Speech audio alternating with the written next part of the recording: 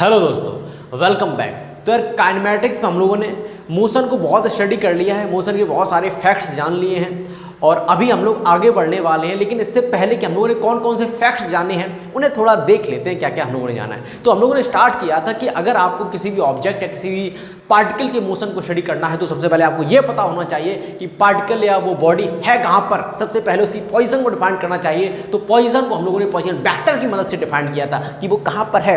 फिर देखा कि काइनेमैटिक्स है, मोशन तो होगा ही। मोशन का मतलब है कि अपनी पोजीशन को वो चीज़ चेंज करेगी, वो पार्टिकल वो बॉडी अपनी पोजीशन को चेंज करेगी। तो पोजीशन को चेंज करेगी यानी पोजीशन वेक्टर चेंज होगा। तो चेंज इन पोजीशन वेक्टर मैंने क्या कह दिया कि वो डिस्प्लेसमेंट वेक्टर था। डिस्प्लेसमेंट वेक्टर का मतलब कि एक चीज एक स्थान से किस तरफ डिस्प्लेसमेंट हुई, यानी कि डायरेक्शन भी और मैग्नीट्यूड भी, यानी एक डिस्प्लेसमेंट एक वेक्टर क्वांटिटी, नाम ही उसका डिस्प्लेसमेंट वेक्टर। ओके जी इतनी तेज में बोल रहा हूँ। फिर हम लोगों ने देखा कि हाँ कि कभी कार चल रही होती है, कभी कार धीरे चल रही होती है, तो तेज चल रही होती है। इसका क्या मतलब है? कोई कार तेज चल रही है, इसका क्या मतलब कि अपनी पोजीशन को बहुत जल्दी जल्दी चेंज कर रही है। पोजीशन को जल्दी जल्दी चेंज करने का क्या मतलब है? पोजीशन को जल्दी जल्दी चेंज करने का क्या मतलब है कि वो अपने पोजीशन वेक्टर को जल्दी जल्दी चेंज कर रही है। जल्दी का क्या मतलब? जल्दी का मतलब समय कम ले रही है। तो हम लोगों ने देखा कि कोई कार अगर चल रही है, कोई कार अगर तेज चल रही है या स्लो चल रही, तो उसका क्या मतलब है कि वो अपने पोजीशन वेक्टर को या तो बहुत जल्दी जल्दी चेंज कर रही है तो तेज मानी जाएगी, या फिर धीरे धीरे अपने पोजीशन वेक्टर को चेंज कर रही है तो वो स्लो चलती हुई मानी जाएगी। तो हम लोगों ने कहा कि the rate of change in position vector, the rate of change in position vector with time, वो हमने उसको हम लोगों ने क्या कहा? उसको हम लोगों ने वेलोसिटी कहा। तो हम लोगों ने इतनी चीज़ें ऑब्जर्व कर ली थी कि पोजीशन वेक्टर क्या होता है, डिस्प्लेसमेंट वेक्टर क्या होता है, वेलोसिटी क्या होती है, और speed, average velocity, instantaneous velocity, से सारी चर्चा कर चुके थे। और एक सवाल भी रह गया था, 2 मिनट में हो जाएगा। तो आपको क्या दे रखा है? पोजीशन और टाइम में आपको एक ग्राफ, पोजीशन टाइम ग्राफ में आपको एक फंक्शन दे रखा है। ये आपको ऐसा दे रखा है और आपसे पूछा गया है इंस्टेंटेनियस वेलोसिटी टी बराबर 6 सेकंड पर और टी बराबर 9 सेकंड पर, और आपको एवरेज वेलोसिटी पूछी आ रही है। एवरेज वेलोसिटी पूछी आ रही है तो एक इंटरवल दिया जाएगा टी बराबर 2 सेकंड से लेकर 5 सेकंड के बीच में। अच्छा, मैंने आपको बताया था कि इंस्टेंटेनियस वेलोसिटी का क्या मतलब है कि इंस्टेंट रेट ऑफ चेंज, वो आपको किसी भी टेंजेंट, किसी भी ग्राफ का या किसी भी फंक्शन का टेंजेंट हमें दे देगा। टेंजेंट हमें इंस्टेंटेनियस वेलोसिटी देगा और सेकंड हमें एवरेज वेलोसिटी देगा। तो हमें सबसे पहले हमें टी बराबर 6 सेकंड पर देखना पड़ेगा कि एवरेज इंस्टेंटेनियस वेलोसिटी, मैं लिखना भूल गया, इंस्टेंटेनियस वेलोसिटी क्या है। तो टी बराबर 6 पर हम देखते हैं, हमें सबसे पहले अगर हमें इंस्टेंटेनियस वेलोसिटी चाहिए तो हमें क्या करना पड़ेगा? हमें एक टेंजेंट ड्रॉ करना पड़ेगा। तो हम टेंजेंट ड्रॉ करते हैं।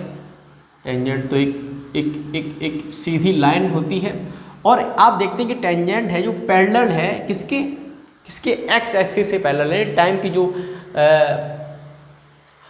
की जो नंबरिंग की गई है उसके पैरेलल है, यानी कि इसका स्लोप है वो है 0, यानी टेन थीटा की वैल्यू कितनी है?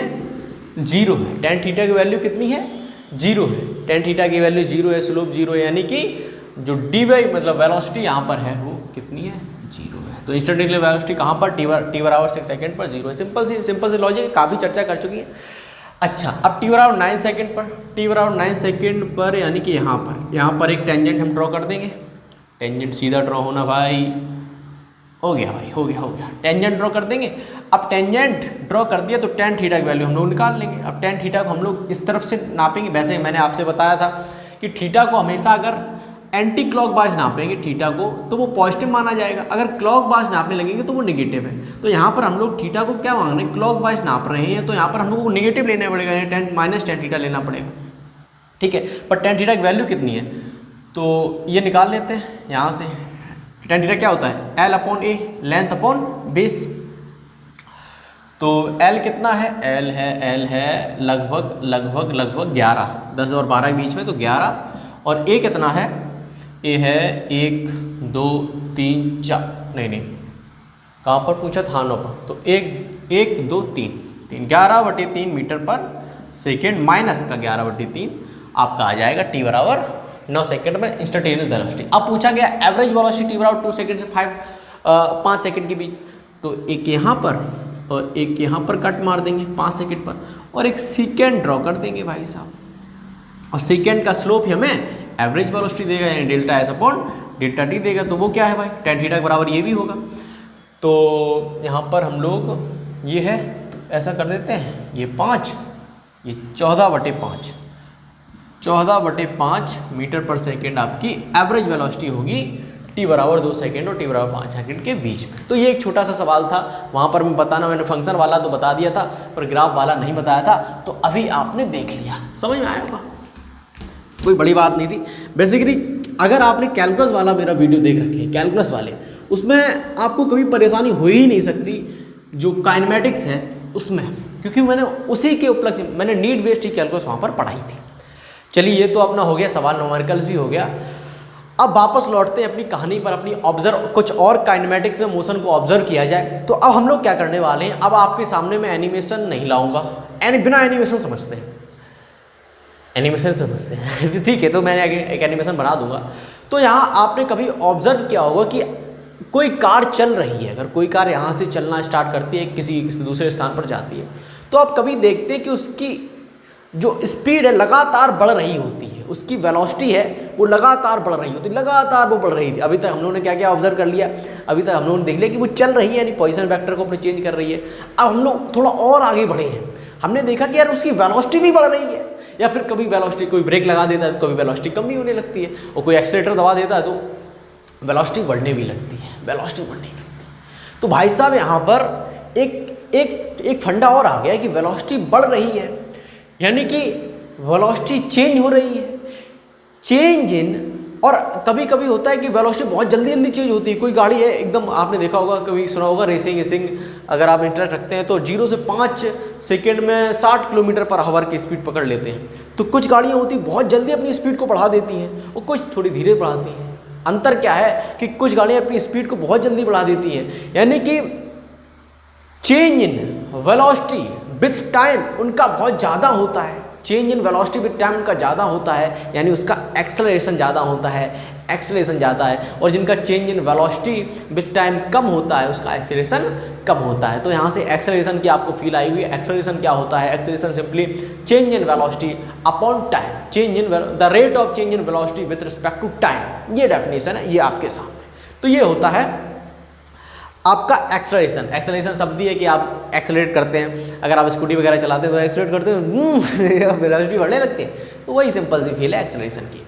अब बात आ जाती है इंस्टेंटेनियस एक्सेलरेशन की। इंस्टेंट पर, किसी एक इंस्टेंट पर एक्सेलरेशन का क्या मतलब है कि आपने देखा कि कोई कार है अपनी स्पीड को बढ़ा रही है और आपने किसी एक क्षण पर बोल दिया कि यहाँ पर t बराबर इस सेकंड पर आप इसका एक्सेलरेशन बताइए, या इस पोजीशन पर ड्यूरिंग द मोशन इस पोजीशन पर आप एक्सेलरेशन बताइए। तो उसका क्या मतलब है, उसका सीधा सा मतलब है जो वेलोसिटी मैंने बताया था कि उसने छोटे से क्षण पर आपको बताना है। मान लीजिए कि आपको वीटी ग्राफ दिया गया, मान के लिए दिया ही गया है t सेकेंड और v वेक्टर मीटर पर सेकेंड में आपको एक ग्राफिकल रिप्रेजेंटेशन दिया गया है v का t में, तो कुछ इस प्रकार का है। और आपने कह दिया भाई साहब t बराबर कुछ 4 सेकेंड पर हमें इसकी इंस्टेंटेनियस एक्सेलरेशन बताइए, इसका इंस्टेंटेनियस एक्सेलरेशन बताइए। तो मैं कहूँगा ठीक है, यहाँ पर मैं एक टेंजेंट ड्रॉ कर दूंगा और टेंजेंट का स्लोप ही हमें क्या दे देगा, स्लोप ही हमें इसकी इंस्टेंटेनियस वेलोसिटी दे देगा, स्लोप ही हमें इंस्टेंटेनियस वेलोसिटी दे देगा। आप कहोगे भाई साहब टेंजेंट का स्लोप मतलब कि dv/dt।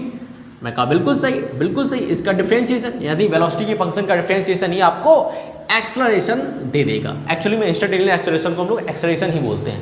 मान लीजिए एग्जांपल के तौर पर आपको v वेक्टर का कोई फंक्शन दे रखा है, टी में दे रखा है 3t² - 4t, ओके, इतना दे रखा है। और आपसे पूछा गया t बराबर 4, मान लीजिए यही फंक्शन है, t बराबर 4 सेकेंड पर एक्सेलरेशन आप बताइए।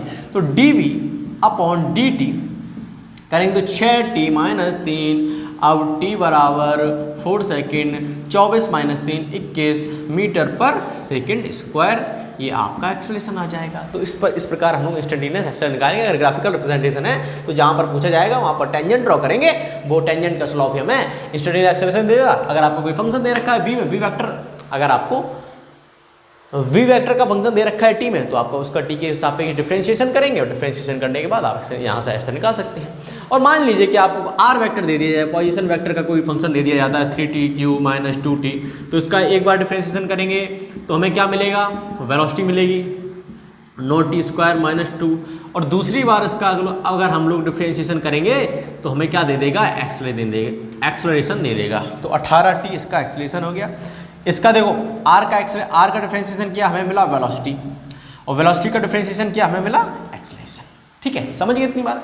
अब बात करते हैं एवरेज एक्सेलरेशन के ऊपर। एवरेज एक्सेलरेशन क्या होता है, सरल सी बात है, सिंपल सी बात है कि आपको देखना होता है एवरेज में क्या होता है, कि आपको देखना होता है कि पहले वेलोसिटी कितनी थी और बाद में वेलोसिटी कितनी कर दी, यानी चेंज इन वेलोसिटी और टाइम कितना लिया चेंज करने में। तो change in velocity upon time, कि टोटल जो चेंज करा वेलोसिटी में और टोटल कितना टाइम लिया, उसका अनुपात ही हमें एवरेज वेलोसिटी देता है, उसका रेशियो हमें एवरेज वेलोसिटी देता है। अब एवरेज वेलोसिटी, अभी एक सवाल किया था एवरेज वेलोसिटी के लिए, अभी मैं एवरेज एक्सेलरेशन की बात कर रहा हूँ, मैंने वेलोसिटी में बोल रहा हूँ शायद। अब फिर से बोल देता हूँ कि एवरेज एक्सेलरेशन का क्या मतलब है, कि पहले वेलोसिटी कितनी थी और बाद में कितनी होगी, यानी वेलोसिटी में चेंज कितना किया और कितना टाइम लिया। तो वेलोसिटी में चेंज और जितना समय लिया उसका रेशियो ही हमें एवरेज एक्सेलरेशन देता है। और अभी हम लोगों ने वेलोसिटी वाला जो सवाल किया था एवरेज वेलोसिटी के लिए, उसमें हम लोगों ने सीकेंड ड्रॉ करा था। ठीक है, सीकेंड का स्लोप एवरेज वेलोसिटी देता है और टेंजेंट का स्लोप हमें इंस्टेंटेनियस वेलोसिटी दे रहा था। यहाँ पर जो टेंजेंट का स्लोप है वो मुझे इंस्टेंटेनियस एक्सेलरेशन दे रहा है और सीकेंड का स्लोप हमें एवरेज एक्सेलरेशन देगा। मान लीजिए कि सबसे पहले लिख देता हूँ मैं कि जो एवरेज एक्सेलरेशन है, एवरेज का चिन्ह कुछ इस प्रकार से लगाते हैं, आपको पता ही है क्या होगा आपका, चेंज इन वेलोसिटी, यानी change in velocity upon total time या टाइम टेकन, टोटल टाइम। ठीक है, ये होता है आपका एवरेज एक्सेलरेशन। मैं पता नहीं क्या बोल, एवरेज वेलोसिटी तो नहीं बोल रहा, जहाँ मैंने यहाँ पर एवरेज वेलोसिटी बोला है उसका सीधा मतलब है एवरेज एक्सेलरेशन।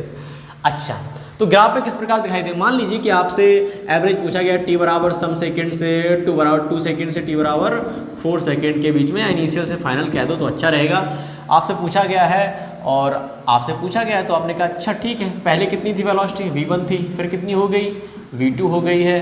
तो चेंज इन वेलोसिटी कितना हुआ, डेल्टा v, और टाइम में कितना, डेल्टा t, यानी 2 सेकेंड। तो कितना आएगा एवरेज वेलोसिटी आपका, dv अपॉन dt। तो भाई साहब ग्राफ में ये दिखाया गया, ये होता है एवरेज वेलोसिटी का मतलब। हाँ, एक चीज़ और, अगर आपको एक्सेलरेशन का ही फंक्शन दे दिया जाता है और आपसे पूछा जाता है कि अब बताओ भाई एवरेज एक्सेलरेशन, अरे यार ये तो हम लोगों ने कैलकुलस में ही पढ़ा था और वेलोसिटी में भी हम लोग काम कर चुके हैं कि अगर किसी भी फंक्शन का कोई फंक्शन हमें दिया जाता है और उस फंक्शन की एवरेज वैल्यू पूछी जाती है तो उसके लिए मैंने फॉर्मूला बताया था। खैर मैं दोबारा बता देता हूँ कि मान लीजिए कि आपको फंक्शन दिया गया है, मतलब ग्राफिकल रिप्रेजेंटेटिव दिया गया है ए और टी में आपको एक ग्राफ दिया गया है, वो कुछ इस प्रकार का है और आपसे रैंडमली पूछा जाता है टी बराबर इनिशियल से और ये टी बराबर फाइनल है। यहाँ इसके बीच में जो एवरेज वेलोसिटी, एवरेज एक्सेलरेशन है वो आप बताइए। तो उसके लिए क्या फॉर्मूला था भाई, उसके लिए फॉर्मूला हम लोग बताया था ये वाला, इनिशियल से final A vector D T upon initial से फाइनल डी टी। ये फॉर्मूला है एवरेज एक्सेलरेशन के लिए। अब ये चीज़ क्या दे देगी, ये चीज़ आपको दे देगी एरिया। एरिया एक्चुअली में देगा क्या, एरिया में आपको देगा चेंज इन वेलोसिटी, और ये आपको ये तो टोटल टाइम है। अच्छा जी, यानी कि ये जो एरिया है, अगर आपको 80 ग्राफ दिया जाता है तो 80 ग्राफ में 80 अगर आपको ग्राफ दिया जाता है तो 80 ग्राफ के एरिया अंडर द कर्व, किसी भी एक्सेलरेशन के फंक्शन का एरिया अंडर द कर्व आपको देगा चेंज इन वेलोसिटी, यानी इंटीग्रेशन ऑफ इनिशियल से फाइनल ए वेक्टर dt आपको देता है v final minus v initial. करके देख लेते हैं। एक ही जगह हम लोग क्या रखते हैं, एक ही जगह हम लोग रख देते हैं dv वेक्टर अपॉन dt। अब ये dt से dt कट गया, अब यहाँ पर क्या बचा, सिर्फ dv वेक्टर बचा और dv का इंटीग्रेशन v आएगा, v फाइनल से इनिशियल, तो यहाँ रखेंगे v final minus v initial. तो वही तो मैंने लिखा है। एक चीज़ आप यहाँ पर नोट कर सकते हैं कि 80 ग्राफ में जो एक का ग्राफिकल रिप्रेजेंटेशन होता है उसका area under the curve area under the curve हमें चेंज इन वेलोसिटी देता है। हमें क्या देता है? चेंज इन वेलोसिटी देता है। ठीक है भाई, बात समझ में आ गई। तो ठीक, एक हमें ये एक अच्छी चीज़ पता चल गई। और कुछ लोग यार कंफ्यूज रहते हैं, कुछ लोग समझते हैं कि एक्सेलरेशन बराबर b/t, सीधा लिख देते हैं एक्सेलरेशन बराबर होता है b/t। वेक्टर भी लगाना नहीं समझते, पर कोई असमझदार बच्चा लगा भी देता है, कोई दिक्कत नहीं। तो वो लोग समझते हैं कि एक्सेलरेशन होता है b/t होता है, लेकिन मैं कहूँगा ये बिल्कुल गलत बात है। ये सिर्फ एक कंडीशन में ये बात सही होती है, जब वेलोसिटी कोई एक्सेलरेशन 0 से बढ़ाना स्टार्ट करता है तब तो ये सही हो जाएगा, एक तरह से सही हो जाएगा। लेकिन एक्सेलरेशन का मतलब b/t नहीं होता है। एक्सेलरेशन का मतलब होता है change in velocity upon time. Change acceleration, अब फील ही क्या थी यार, हम लोग देख रहे थे कि वेलोसिटी कार की बढ़ रही थी। अब बढ़ रही थी यानी कि चेंज हो रही थी, तो वेलोसिटी चेंज हो रही थी, इंस्टेंटेनियस वेलोसिटी। मैंने इसका क्या मतलब है कि इसका मतलब है इंस्टेंटेनियस वेलोसिटी, लेकिन हमें इंस्टेंटेनियस वेलोसिटी नहीं देता, एक्सेलरेशन देखता है कि कितना चेंज मैंने करा है। तो ये है, तो समझ में आया। ये जो गलत है, ये स्टेटमेंट गलत है, सिर्फ एक कंडीशन के लिए सही है कि जब v बराबर 0 से ही स्टार्ट किया जाए, यानी v इनिशियल 0 हो तो v फाइनल ही बचता है, कोई दिक्कत नहीं। लेकिन ये नहीं माने, ये माने कि चेंज इन वेलोसिटी होता है, एरिया वाला गेम आप मान के चलें। अच्छा जी, और आपने एक चीज़ देखी है, मैं साफ कर देता हूँ। तो आपको एवरेज वैल्यू ऑफ फंक्शन आपको आ गया होगा, एवरेज वैल्यू निकालना आपको आ गया होगा, किसका? एक्सेलरेशन का। लेकिन आपने देखा, आपने एक चीज़ देखी कि जो AT का जो ग्राफ था, उसका एरिया अंडर द कर्व हमें देता था change in velocity, v initial minus v final. और पिछली वीडियो में हम लोगों ने देखा था कि जो v मीटर पर सेकेंड, v और t में जो ग्राफ था, उसका एरिया अंडर कर्व क्या देता था? उसका एरिया अंडर द कर्व हमें देता था चेंज इन पोजीशन। कैसे देता था करके देख लेते हैं। Integration initial final v vector dt i बराबर, तो ये इनिशियल है, ये फाइनल है, ठीक है, ये v वेक्टर है। तो v वेक्टर बराबर क्या लिखेंगे हम लोग? dr/dt। तो dr/dt यहाँ लिख दें मैं दोबारा दूसरी लाइन नहीं लिखना चाहता, और अब dt कट जाएगा तो क्या बचेगा? dr बचेगा। अब dr का करोगे तो 1 आएगा, मतलब केवल r आएगा, r वेक्टर। और इनिशियल फाइनल तो रखेंगे तो r final minus r initial, तो चेंज इन पोजीशन यानी डिस्प्लेसमेंट। ये नोट करने वाली बात है कि एरिया VT ग्राफ के एरिया अंडर द कर्व हमें देता है डिस्प्लेसमेंट। क्या देता है? डिस्प्लेसमेंट। और AT ग्राफ में एरिया अंडर द कर्व हमें देता है वेलोसिटी। कह सकते हैं चेंज इन वेलोसिटी, कह सकते हैं चेंज इन वेलोसिटी हमें देता है। अच्छा भाई, अच्छी बात है, समझ में आ गई, सारी कहानी समझ में आ गई। ये दो चीज़ें नोट कर लेना, क्योंकि आगे सवाल में इसका हम यूज़ करेंगे। वैसे अभी 1-2 बार और रिपीट हो जाएगी ये बात है, लेकिन यार आपने एक चीज़ नोटिस करी, उसके बारे में बात कर लेते हैं कि आपने क्या नोटिस करा। आपने जो नोटिस किया उसको समझते हैं भाई। काइनेमेटिक्स में सही मायने में जो उच्च स्तर के सवाल हैं वो तो ग्राफ में ही करने मजे आते हैं। मतलब हर तरीके से करे जा सकते हैं, लेकिन ग्राफ में तो अलग ही मजा। खैर, आपने एक चीज़ नोटिस करी होगी कि अभी हमने बताया भी था कि अगर आपको कोई आर वेक्टर दिया जाता है, मान लीजिए कि आपको यहाँ पर दिया जा रहा है, मैं थोड़ा स्पेस कर लेता हूँ क्योंकि कहानी बड़ी होने वाली है।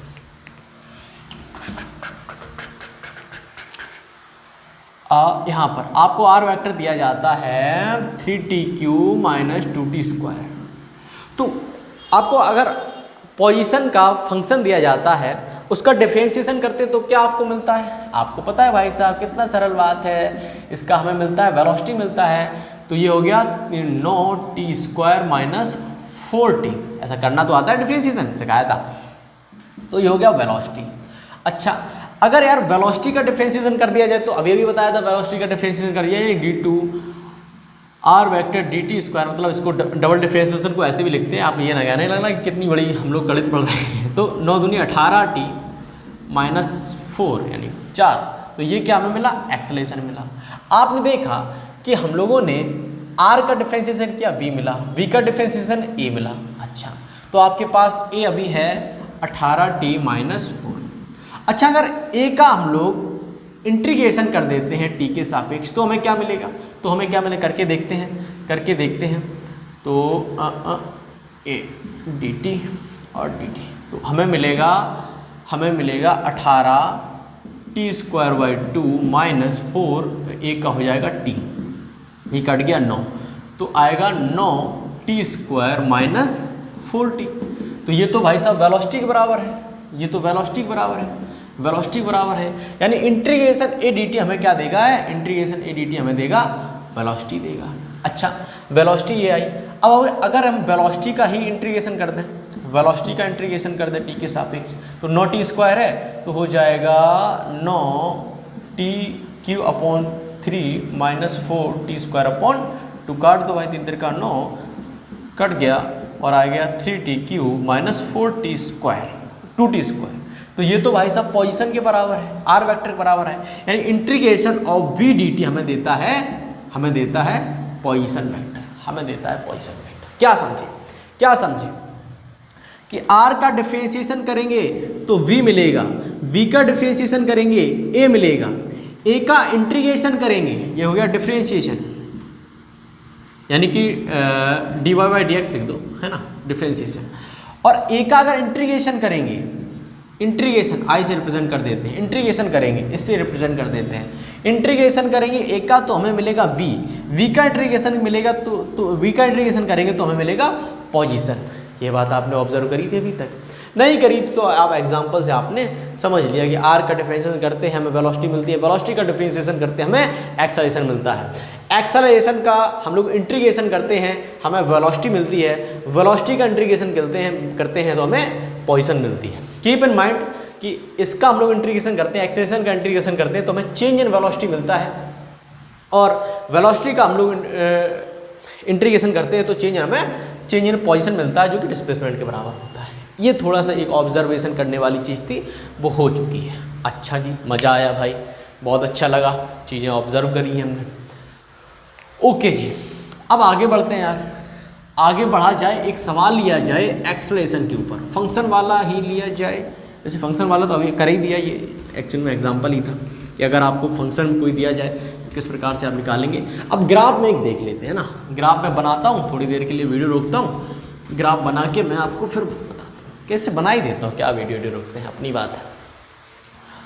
मान लीजिए कि आपको ये t सेकेंड में दिया गया है और आपको दिया गया है v वेक्टर मीटर पर सेकेंड में, आपको कुछ इस प्रकार का आपको और 1 2 3 4 5 6 7 8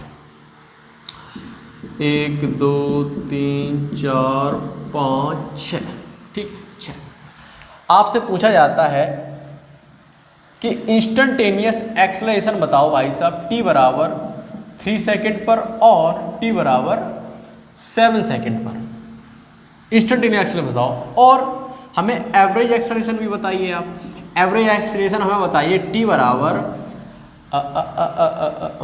कहाँ तक पूछ लूँ, t बराबर 3 से लेके 7 तक पूछ लेता हूँ। t बराबर 3 से आपको t बराबर 7 सेकेंड के बीच में आपको एवरेज एक्सेलरेशन बताना है। तो अभी तो आपको बताया था कि अगर आपको इंस्टेंटेनियस एक्सेलरेशन चाहिए तो सेकेंड का स्लोप ही आपको इंस्टेंटेनियस एक्सेलरेशन देगा। अच्छा, आपसे पूछा गया t बराबर 2 सेकेंड पर, t बराबर 3 सेकेंड, एक्चुअली 3 बनाइए 2 नहीं बनाए, तो यहाँ पर हमें एक टेंजेंट ड्रॉ करना पड़ेगा पहले से ही वो एक स्ट्रेट लाइन है, उस पर ही क्या टेंजेंट करें, पूरा कांस्टेंट ही है, यानी एक्सेलरेशन कांस्टेंट ही है टोटल। तो हमें इस पूरी लाइन पर एक्सेलरेशन सेम ही है, पूरी लाइन पर एक्सेलरेशन सेम ही है, तो कितना है ये कैसे पता करें। अगर हमें पता चल जाए ये एंगल tan थीटा, वही तो स्लोप होगा, तो वो हमें पता चल जाए तो हमें वो dv अपॉन dt दे देगा, और वही इंस्टेंटेनियस वेलोसिटी होती है। तो ये कैसे पता चलेगा, ये हो गया 6 t थीटा बराबर क्या, l अपॉन ए, यानी लेंथ अपॉन बेस, तो l कितना है 6 है, और बेस कितना है 1 2 3 4 5, 5/6 मीटर पर सेकेंड, ये आपका मीटर पर सेकेंड स्क्वायर एक्चुअली में एक्सेलरेशन आ चुका है। अब आपसे पूछा गया t बराबर 7 सेकेंड पर बताइए, तो यहाँ पर भी वही कंडीशन है, एकदम एक स्ट्रेट लाइन है, टेंजेंट का कोई मतलब ही नहीं है, पूरी लाइन पर ही एक्सेलरेशन सेम है, पूरी लाइन पर ही एक्सेलरेशन सेम है। तो कैसे निकालेंगे भाई साहब, स्लोप निकाल लो। अब यहाँ पर पहले एंगल मैंने यहाँ ऐसा घुमाया तो कोई दिक्कत नहीं होती, क्योंकि एंटी क्लॉकवाइज एंगल हमेशा पॉजिटिव लिया जाता है और क्लॉकवाइज चलोगे तो नेगेटिव। यहाँ पर मैं क्लॉकवाइज चल रहा हूँ तो हमें नेगेटिव लेना पड़ेगा, यानी माइनस लगाना पड़ेगा। तो सबसे पहले होगा कितना, तो 6/1 2 3 1 2 3, अगर 9 है ये 4, तो 6/4, तो t बराबर 7 सेकेंड पर जो dv/dt है वो 6/4 मीटर पर सेकेंड स्क्वायर आएगा। अच्छा, माइनस लगाना पड़ेगा क्योंकि एंगल हमने नेगेटिव माना था, तो -6/4 आपका आएगा। बात समझ में आई क्या होता है इंस्टेंटेनियस एक्सेलरेशन, ग्राफ में कैसे देखेंगे। अब बात आती है एवरेज की। एवरेज पूछा गया है 3 से लेकर 7 तक, तो एवरेज मैंने कहा था कि आपको सेकेंड ड्रॉ करना है एवरेज के लिए, तो 3 से लेकर 7 तक कुछ इस प्रकार का रहेगा, इस प्रकार का। काफ़ी तंगड़ा हो गया, नंबर बदल दूँ क्या, यहाँ पर लिखने पड़ेंगे, ना बदले। ठीक है, तो हमें अब ये एंगल चाहिए, मैं इसको मिटा देता हूँ। तो अब हमें ये वाला एंगल चाहिए, ये वाला एंगल हमें स्लोप बताएगा। तो यहाँ पर -1 -2 -3 लिखना पड़ेगा। तो ये एंगल हम कैसे बताएंगे, तो tan थीटा बराबर एवरेज सीकेंड का स्लोप, मतलब वो भी tan थीटा के बराबर ही होगा। तो ये डिस्टेंस कितनी है 4, और बेस कितना होगा, बेस बहुत ज़्यादा होगा, तो 3 तो यहीं हो गए, 1 2 3, क्योंकि -3 है तो 3 इधर ही हो गए, और 7 यानी 10, तो 4/10 यानी 2/5 मीटर पर सेकेंड स्क्वायर आपका एवरेज एक्सेलरेशन होगा। आई होप कि आपको इंस्टेंटेनियस एक्सेलरेशन और एवरेज एक्सेलरेशन के बारे में समझ में आया होगा, फील समझ में आई होगी कि एक्सेलरेशन क्या होता है। अच्छा जी, अब हम लोग क्या समझे, कांस्टेंट एक्सेलरेशन और वेरिएबल एक्सेलरेशन के बारे में समझेंगे, लेकिन इसमें नहीं समझेंगे, नेक्स्ट वीडियो अपने देखेंगे उसमें, क्योंकि फील दिलानी है, बहुत सारी एनिमेशन वगैरह बनाने हैं। तो अगली वीडियो में मिलते हैं, ठीक है।